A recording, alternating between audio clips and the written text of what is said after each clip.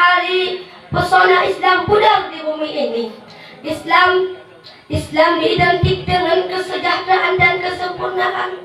Maka apabila ciri khas Islam sudah hilang, maka disitulah terlihat akan kepudarannya pesona Islam. Bukankah dengan bertaburnya kemaksiatan akan menghilangkan pesona Islam? Bermaksiat di zaman sekarang sangat canggih hadirin, karena banyaknya virus canggih di dunia yang bergonta-ganti.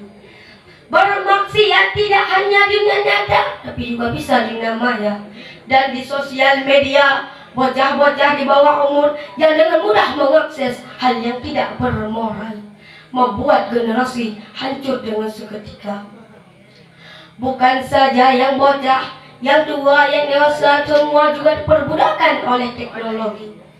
Beginikah Islam hadirin?